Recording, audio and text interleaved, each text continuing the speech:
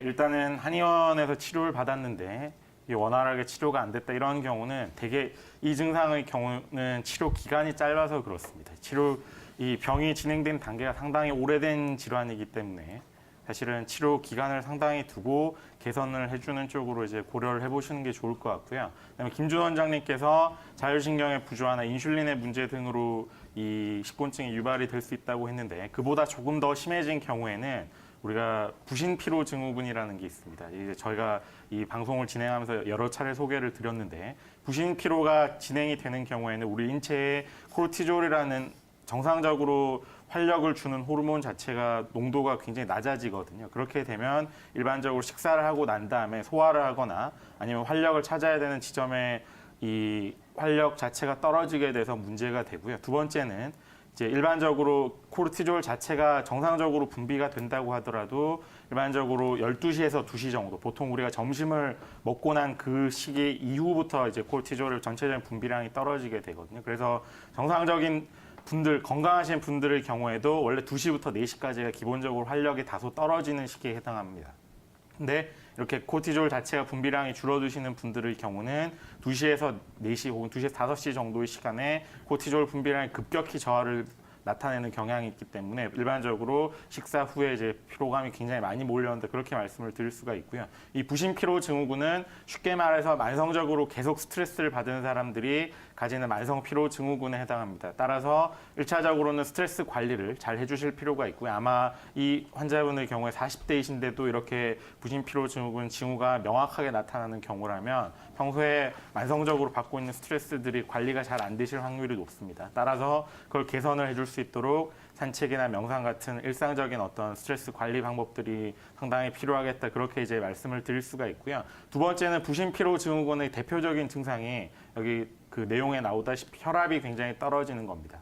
혈압이 굉장히 떨어지고 몸이 잘 붓고 식사 후에 굉장히 피곤함을 느끼고 오히려 이제 야간이 되면 잠을 잘 못 드는 머리가 말똥말똥해지면서 생각이 많아지고 잠을 잘 못 드는 이런 현상들이 나타나게 되는데 부신피로 증후군의 경우는 이제 우리 몸에서 나트륨이라는 성분이 굉장히 저하가 되는 경향이 나타나거든요. 이례적으로 이제 일반적으로 그 혈압이 상승하고 그다음에 몸이 붓고 몸 컨디션을 안 좋아지게 만든다고 해서 소금을 피하라는 권고를 받는 경우가 굉장히 많은데 이처럼 만성적으로 식곤증에 고통을 받고 혹은 이제 혈압이 굉장히 낮고 피곤함을 많이 느끼시는 경우에는 나트륨이 오히려 저하되어 있는 경우가 많습니다. 따라서 적절히 이 양질의 소금을 섭취를 하시는 게 좋고요. 소금과 기량적으로 작용을 해서 오히려 더 나트륨을 빠져나가게 만든 역할을 하는 게 칼륨, 특히나 이제 우리 과일에 든 칼륨이기 때문에 과일을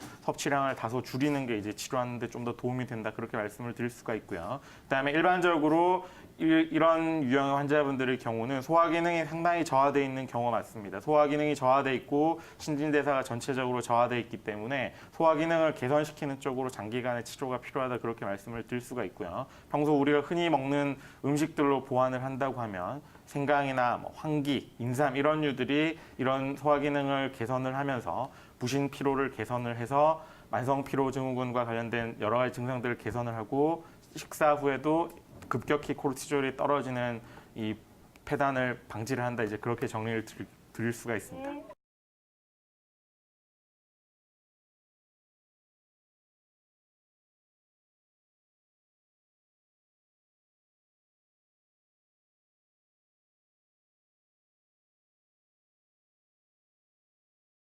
기본적으로 우리가 식곤증이라고 할 때 기본적으로 그 원리는 굉장히 다양합니다. 양방에서도 어떻게 보면 여러 가지 가설들이 다 있다고 보시면 되고 확실히 정해진 건 없습니다. 대체로 일단 부교감 신경과 그리고 인슐린 분비 이것과 관련된 그런 논리들이 가장 많긴 한데요.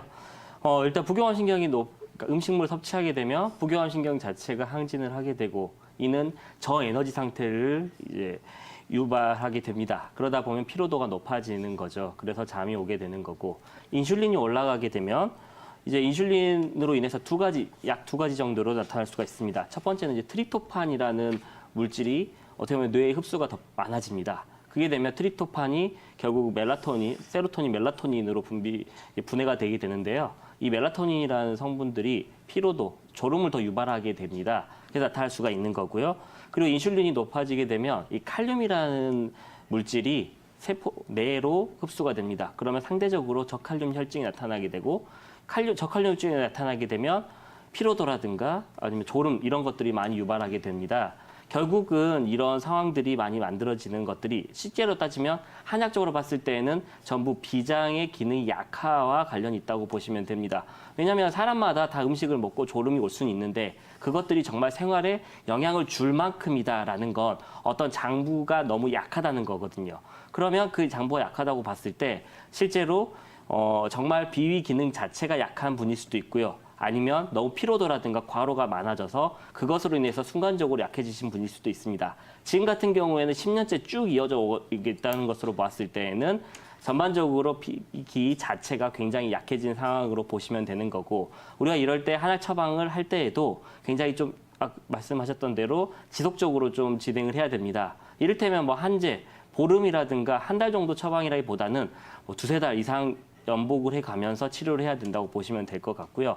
이럴 때 보주익기탕이라 소건중탕 아니면 뭐 향사 양이탕 등등의 그런 비위를 보충해주는 처방들로 진행을 하시면 훨씬 더 나아질 수 있습니다. 더불어서 체력적인 것들에 있어서도 보강을 해줄 수 있을 때 뭐 자악어 약침 등을 같이 이용하시면 더 도움이 될 수도 있다 이렇게 볼 수 있겠습니다.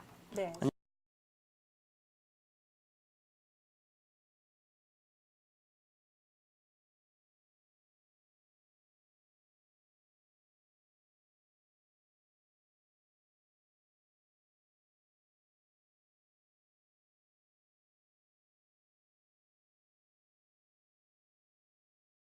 그 식곤증 때문에 이제 걱정이 돼서 이제 문의 주신 환자분의 이제 상담 내용이신데요.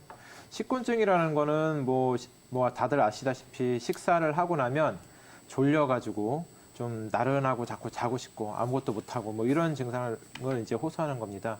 특히 뭐 아침 식사나 저녁 식사도 영향을 미치지만 뭐 상담 주신 그 환자분처럼 그 점심 식사를 하고 나면 오후에 나른하면서 자꾸 졸려갖고 아무것도 못하고 힘이 든 이런 상태를 많이 이제 호소하시게 되는데, 근데 현대학에서도 이제 이 식곤증의 원인을 아직 명확하게 뭐 때문이다라고 이제 명확하게 이제 그 밝힌 것은 없습니다. 단지 뭐 우리 흔히 많이 들었다시피 식사를 하고 나면 위장 쪽에 이제 혈액순환이 이제 과도하게 형성이 되기 때문에 뇌로 가는 혈액순환 양이 줄어들기 때문에 졸리는 증상이 생길 수가 있다. 뭐 이렇게 얘기를 하는 경우도 있고요. 그다음에 이제 자율신경계통의 이제 부조화 때문에 나타난다고라도 이제 보는데, 뭐 우리가 교감신경하고 자율신경계라는 건 교감신경하고 부교감신경 이렇게 두 가지가 있습니다. 그래서 교감신경은 우리가 쉽게 말하면 싸우거나 도망갈 때 많이 이제 나타나는 거죠. 많이 긴장돼 있고 뇌가 활성화되는 상태고요.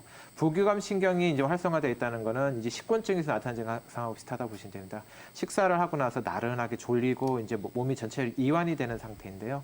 이런 부교감 신경 기능이 너무 활성화됨으로 인해서 식사를 하고 나면 부교감 신경의 기능이 활성화되고 그래서 몸이 전체적으로 다운되고 졸리는 상태를 유발한다. 이렇게 이제 좀 생각을 하기도 하고요.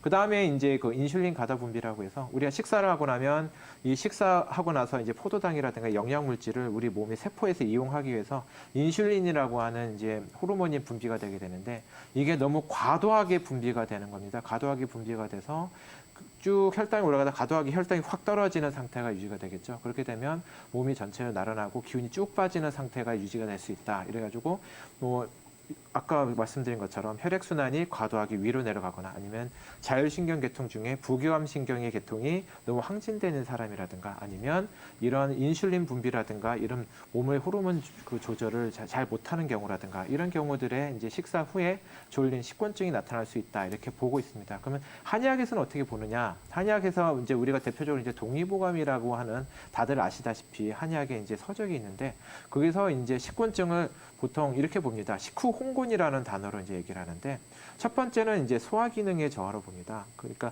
식사를 하고 나면 홍곤해서 졸리고 너무 아무것도 못하는 이런 상태는 비장의 기운이 떨어지는 것이다라고 이렇게 정의를 해놓고 있습니다. 그래서 비장의 기능이 떨어져서 평소에 소화력이 떨어지거나 위장이 장 상태가 안 좋다든가 이런 경우에는 위장의 기능을 올려주는 치료를 하게 됩니다. 그 다음에 또 한 가지는 너무 과로하는 경우죠.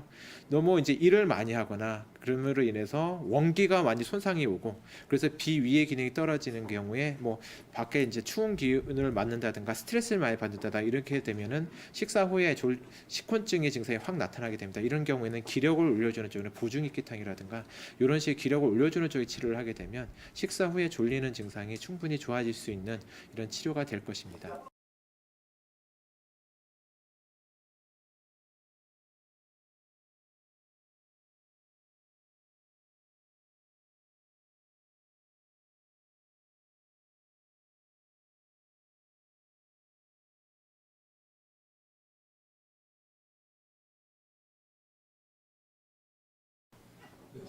식곤증은 앞서 말씀해주신 여러 가지 경우처럼 기본적으로 혈당이 조절이 잘 안 돼가지고 나타나는 증상 중 하나로 볼 수 있습니다. 저혈당 증상이랑 유사하다고 볼 수 있고요. 일단 음식을 먹고 빨리 먹든지 뭐 당이 빨리 올라가는 음식 종류, 밀가루 음식이나 뭐 흰빵에다 우유로 뭐 식사를 대신했다든지 했을 때 혈당이 많이 빨리 올라갈수록 그 내려오는 속도도 빠르거든요. 그래서 애초에 이런 몸에서 조절이 안 되는 거를 우리가 뭐 인슐린 저항성에 문제가 있다든지 아니면 부신 기능 저하가 있다든지 하는 분들한테 유독 더 심하게 나타나는 거거든요. 그래서 이런 분들은 특히 밀가루 음식이나 또 액상과당이 들어있는 당을 빨리 올리는 그런 음식류를 자제를 해야 되고요. 또는 먹더라도 천천히 먹는 습관을 가져야 합니다. 그리고 이러한 당이 천천히 올라가게 해주는 것 중에 하나가 우리가 식이섬유를 같이 섭취해 주는 건데요. 또 식이섬유 섭취 외에도 일단 졸리고 피곤하고 하니까 자꾸 커피를 찾는 경우도 있는데 카페인을 먹고 증상이 빨리 개선된다고 하면 그만큼 내가 부신 기능 저하나 혈당 조절 능력 장애가 있는 거구나라고 판단해도 틀리지 않아요. 이런 경우는 과일 먹을 때도 주의를 해야 됩니다. 아침 식사를 그 칼륨이 많이 들어있는 뭐 바나나, 사과 같은 걸로 대신하는 분들이 많이 있는데 이런 분들은 오후에 식곤증이 오히려 더 잘 나타날 수 있기 때문에 평소 생활 습관에도 주의를 하실 필요가 있고요. 또 식사 후에 뭐 가벼운 스트레칭을 한다든지 아니면 햇빛을 일부러 쬐가면서 햇빛을 이제 쬐면은 이제 멜라토닌이나 이렇게 수면과 관련한 이제 호르몬의 증상 장애를 유발시키는 거를 개선시키는 데 도움이 되기 때문에 오히려 햇빛을 쐬주는 야외 활동을 해주는 것도 도움이 되고요.